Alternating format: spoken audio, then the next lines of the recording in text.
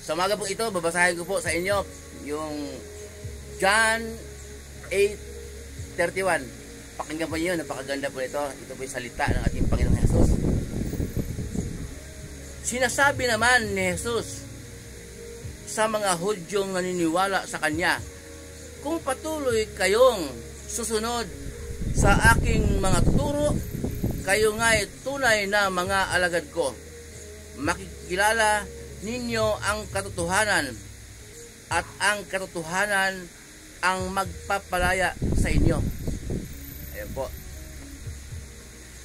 Ang sabi ng ating Panginoong Hesus, ipaliwanag niyo yung lingkod, no? Sinasabi naman ni Jesus sa mga Hudyo na naniniwala sa Kanya. May mga Hudyo, yung pong mga Hudyo po, ibig sabihin po noon, taga-Juda. Hindi naman lahat ng Hudyo kalaban niya. Sinasabi niya sa lahat ng Hudyo na naniniwala sa Kanya, kung patuloy kayong susunod sa aking mga turo, kayo nga'y maging tunay na alagad ko. Turo po ni Jesus.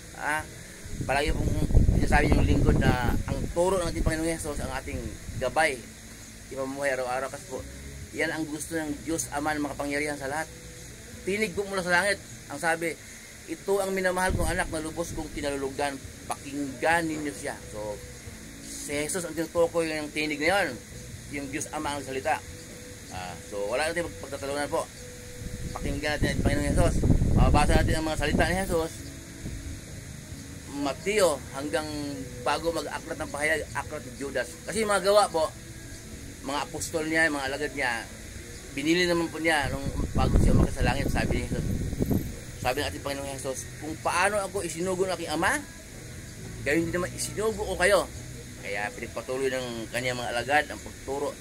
Pinasulat ito ng Diyos sa Bible para mabasa natin sa panahon ngayon. Para meron tayong gabay. Okay.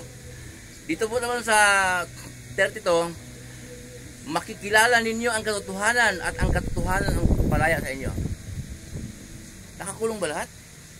Ang ibig kong sabihin yun, yung mga tradisyon kasi ng mga tao na mababasa po natin sa Marcos 7:8, ang sabi doon ang ating Panginoon Jesus, sabi niya, binaliwala natin ang utos ng Diyos. Mas sinusunod natin ang tradisyon ng mga tao.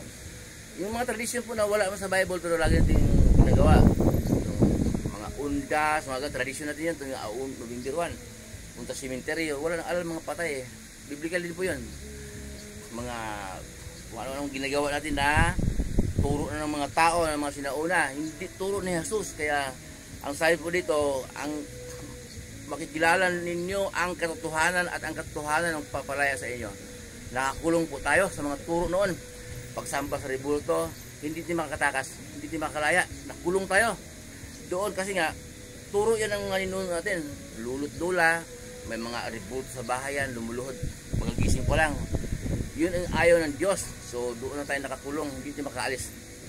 Hindi tayo makaalis. Yung mga pagro-rosaryo, hindi tayo makaalis. Galit ba kayo sa akin kung banggitin ko yan? Kasi hindi na turo ni Jesus Rosaryo, mga naniniwala ang may purgatorio.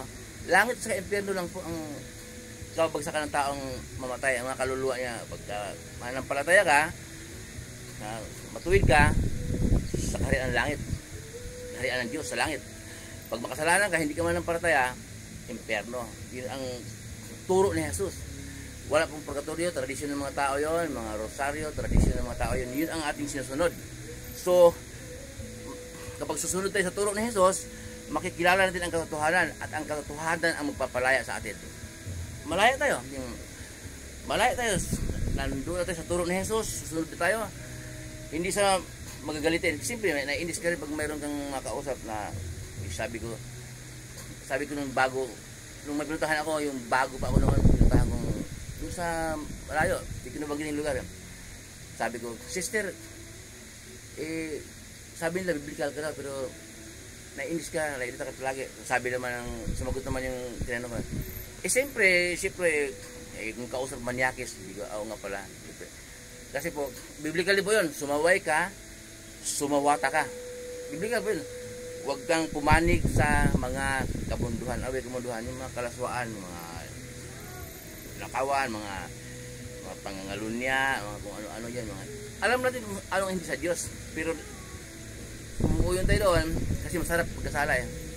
Kaya dito po, ang sabi ng ating Panginoon Jesus, kung susunod sa kanyang maturo, makikilala natin ang katotohanan at ang katotohanan ang magpapalaya sa atin. Muli po yung lingkod, si Roy. Mabuhay po kayong lahat, iingatan kayo ng Diyos, pagpapalain tayo ng Diyos. Sasamahan kayo ng Diyos sa mga kahit saan kayo pupunta. Mga trabaho, pinasukan ninyo, mga negosyo ninyo, kahit anong pinagkakitaan nyo sa buhay, ayon sa kalooban ng Diyos, pagpapalain kayo ng Diyos.